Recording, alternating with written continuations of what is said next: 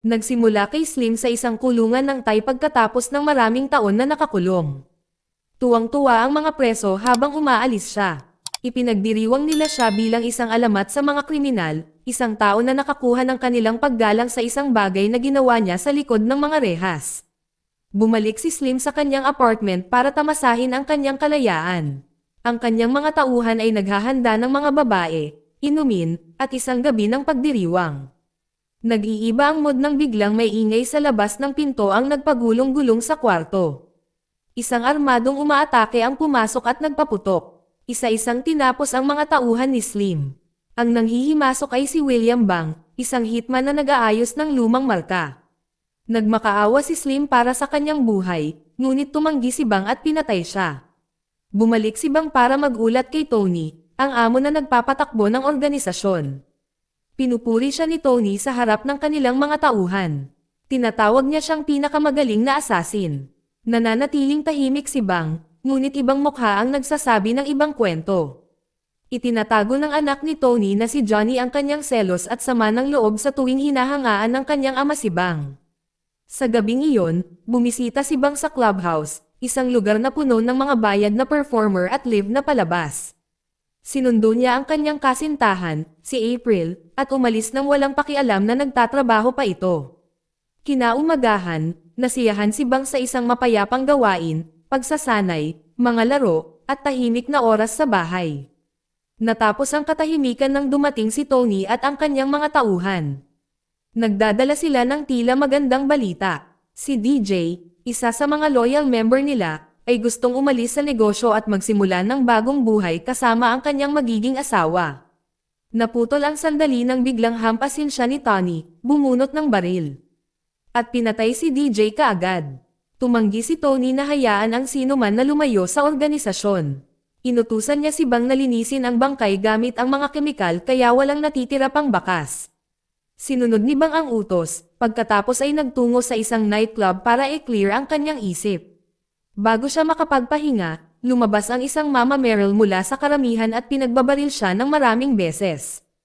Isinugod si Bang sa emergency room, halos hindi nakakapit sa buhay. Ang mga doktor ay nagtatrabaho sa ilalim ng matinding presyon, alam na kung siya ay mamatay, si Tony ay susunod na darating para sa kanila. Ang pagkabigo ay hindi isang opsyon. Makalipas ang mga araw, sa wakas ay iminulat ni Bang ang kanyang mga mata mula sa pagkakoma. Ang kanyang katawan ay mahina, ngunit ang kanyang isip ay sapat na matalas upang tanungin kung paano siya nakaligtas sa isang putok ng baril sa puso. Ipinaliwanag ng doktor na noong gabi ring dumating si Bang, isang aksidente sa sasakyan ang kumitil sa buhay ng isang batang asawa. Pinili ng kanyang nagdadalamhating asawa na ibigay ang puso ng kanyang asawa, at ang desisyong iyon ang tanging dahilan kung bakit nabubuhay pa si Bang. Nagtataka sa lalaking nagligtas sa kanya, naglakad si Bang sa nursery. Nalaman niya na ang sanggol ay anak ng isang babaeng nagngangalang Delaney, na nagpapagaling pa sa ibang silid. Lumipas ang 5 linggo, pinalabas si Bang at sinundo ni Tony at ng mga tauhan. Nananatiling malamig si Bang sa buong gabi. Kahit na isiniwalat ni Tony ang pinutol na ulo ng bumaril sa nightclub, walang reaksyon si Bang. Nagpasya si Tony na bigyan siya ng oras upang magpahinga bago magtalaga ng bagong trabaho. Nakatanggap si Delaney ng hindi inaasahang balita. Bawat bayarin sa ospital na nakatali sa kanyang pagpapagamot at ang kanyang anak ay binabayaran ng buo. Tumanggi ang doktor na magbahagi ng mga detalye at sinabihan siyang mag-focus sa kanyang buhay at sa kanyang sanggol. Nagsisimulang maramdaman ni Bang ang isang bagay na hindi niya naramdaman noon. Nagdadala siya ng pagkakasala at kinu-question ang kanyang layunin.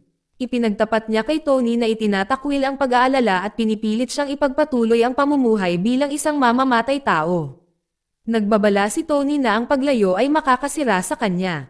Bumalik si Bang sa field. Nangongolekta siya ng mga baril, sinusubaybayan ang kanyang target, at isinagawa ang tama ng walang pag-aalinlangan. Pinupuri siya ni Tony, at inabutan siya ng isang stack ng pera. Si Johnny ay nanonood ng may inggit, galit kay Bang dahil tumatanggap ng higit na paggalang kaysa sa sariling anak ni Tony. Sa halip na tamasahin ang pagbabayad, bumili si Bang ng isang abandonadong gusali at itinago ang kanyang mga motibo sa kanyang sarili. Pag-uwi niya, Naghihintay si April sa kanyang pintuan, humihingi ng mga sagot tungkol sa kanyang operasyon at kakaibang pag-uugali. Ayaw magpaliwanag ni Bang. Ibinigay niya sa kanya ang isang stack ng pera at sinabi sa kanya na umalis, pinaalis siya sa kanyang buhay ng walang malinaw na salita. Kinaumagahan, tinutukan ni Bang si Delaney. Pinapanood niya ang kanyang tahanan, sinusundan siya sa buong lungsod, at dinadala siya sa isang supermarket, hindi sigurado kung paano siya lalapitan. Nang tuluyang magtagpo ang kanilang landas, sinabi niya rito ang totoo na dala niya ang puso ng yumaong asawa nito. Nababawasan ang tensyon habang nag-uusap sila, at inanyayahan siya ni Delaney na maglakad-lakad sa isang kalapit na parke, na gustong maunawaan ang lalaki na ngayon ay may hawak ng isang piraso ng kanyang nakaraan. Maghapon silang nag-uusap, sinabi sa kanya ni Bang na nagtatrabaho siya sa isang anti-gang tindahan at planong baguhin ang kanyang buhay. Nais niyang mabuhay ng may layunin pagkatapos makaligtas sa kamatayan. Bago sila maghiwalay, sinabi niyang umaasa siyang magkita silang muli. Ngumiti si Delaney at sinabihan siyang alagaan ang puso ng kanyang asawa. Bumalik si Bang kay Tony kinabukasan. Si Tony ay nagtalaga sa kanya ng isang bagong target, isang accountant na inakusahan ng pagkakanulo. Isinasagawa ni Bang ang trabaho, ngunit nagsimulang magugat ang pagdududa. Gusto niya ng ibang buhay, pero nananatiling nakatali ang mga kamay niya sa utos ni Tony. Inihahatid niya ang pagpatay sa kanyang karaniwang katumpakan kahit na ang kanyang konsensya ay nagtutulak pabalik. Pagbalik ni Bang sa punong tanggapan, nakita niya si Johnny sa halip na si Tony. Pinag-aaralan siya ni Johnny nang may hinala, na naramdaman ang pagbabago sa kanyang pag-uugali. Pinipigilan ni Bang ang kanyang kalmado, ngunit ang pag-igting ay nagpainit kay Johnny. Umalis si Johnny at tumungo sa apartment ng kanyang kasintahan.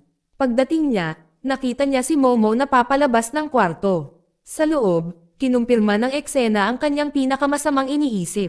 Sa sobrang galit, binaril ni Johnny ang kanyang kasintahan ng walang pag-aalinlangan. Tumakbo siya kay Tony at ipinagtapat ang lahat.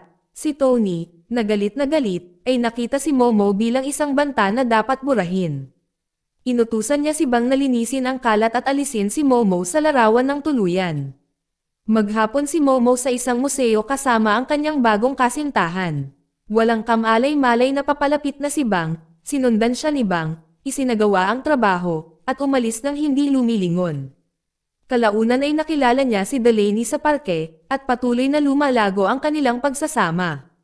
Inaanyayahan niya siya sa hapunan at sa unang pagkakataon sa mahabang panahon, hinayaan niyang maging normal ang kanyang sarili. Wala sa kanila ang nakakapansin na si April ay nanunood mula sa malayo, palihim na kumukuha ng mga larawan para sa kanyang sariling mga plano. Nang gabing iyon, pumunta si Bang sa clubhouse dala ang mga gamit ni April at tinapos ang kanilang relasyon ng tuluyan. Nagbabanta siya na ilantad siya, ngunit lumayo siya. Hindi matanggap. Galit si April, nilamon ng galit at selos. Dumiretso siya kay Johnny at ipinakita sa kanya ang larawan ni Bang kasama si Delaney. Sabay nakilala ni Johnny ang babae. Siya ang asawa ng namatay na lalaki na naging donor sa puso ni Bangs. Naniniwala siyang nananatiling malapit si Delaney dahil umaasa siyang mahawakan ang isang bahagi ng kanyang asawa. Idinagdag ni April na madalas na nawawala si Bang at nakakita siya ng isang tala na may kakaibang address. Nagpa siya si Johnny na mag-imbestiga. Sumunod siya sa pangunguna at nakarating sa isang abandonadong gusali. Umaalingaw-ngaw ang mga boses mula sa loob. Kapag tumingin siya sa isang puwang sa dingding, nakagawa siya ng isang nakakagulat na pagtuklas. Buhay ang mga dapat sana'y target ni Bangs. Hindi sila pinatay ni Bang. Si Johnny ay kumukuha ng mga larawan bilang patunay. Nakita ni Momo si Johnny at hinabol siya, ngunit nakatakas si Johnny. Tinawagan ni Momo si Bang sa takot at ibinalita ang nangyari. Bumalik si Johnny sa punong tanggapan at inilantad ang lahat kay Tony. Ipinakita niya ang mga larawan at ipinaliwanag na ginagawa ni Bang ang bawat hit, pagkatapos ay itinatago ang bawat target sa gusali. Napailing si Tony sa katotohanan. Akala niya loyal si Bang. Ang pag-alam na si Bang ay nagliligtas ng mga buhay sa halip na kunin ang mga ito ay nagtutulak sa kanya sa gilid. Inutusan ni Tony si Johnny na lipulin ang lahat ng nasa hideout, kasama si Bang. Mabilis kumilos si Bang. Nakilala niya si Delaney, binigyan siya ng pera, at hinihimok siyang umalis sa lungsod kasama ang kanyang anak. Nangako siyang hahanapin siya kapag natapos na ito. Pagkatapos ay bumalik si Bang sa bahay upang maghanda para sa isang huling paghaharap kay Tony, ngunit bago siya makakilos, pinalibutan ng mga tauhan ni Tony ang bahay. Lumaban si Bang mula sa pananambang at tumakas. Siya ay tumakbo sa ospital, pilit na sumakay sa isang helicopter, at tumungo sa lumang gusali, umaasang maabot ito bago si Johnny at ang kanyang mga tauhan.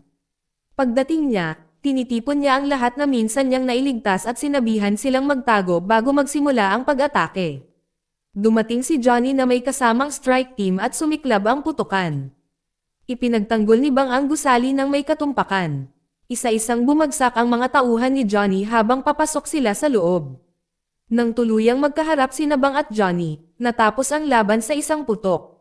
Walang pag-aalinlangan si Bang. Nakipag-ugnayan siya kay Tony at nangakong haharapin siya ng gabing iyon. Tumugon si Tony sa pamamagitan ng pagbubunyag na kinuha niya si Delaney at ang kanyang sanggol. Nagbabanta siya na papatayin sila kapag lalapit si Bang. Nang walang ibang pagpipilian, tumungo si Bang sa tahanan ni Tony at nagdadala ng ilang kaalyado upang suportahan siya. Isang labanan ang sumiklab sa sandaling dumating sila. Napuno ng putok ng baril ang harapan habang si Bang at Momo ay nakapasok sa bahay. Nakipagsagupaan si Momo sa isa sa mga alipores ni Tony sa isang brutal na labanan sa kamay. Hinanap ni Bang ang mga bulwagan hanggang sa matagpuan niya ang sanggol sa isang study room. Habang sinusubukan niyang iligtas, umatake si April mula sa likuran at sinugatan siya, ngunit natarante siya at tumakbo nang lumaban siya. Pagkatapos ay sumingit si Tony gamit ang isang palakol, handa nang hampasin siya. Binaril siya ni Bang at tinapos ang hidwaan ng tuluyan. Sa labas, pinalaya ng mga kaalyado ni Bang si Delaney mula sa isang trunk ng kotse.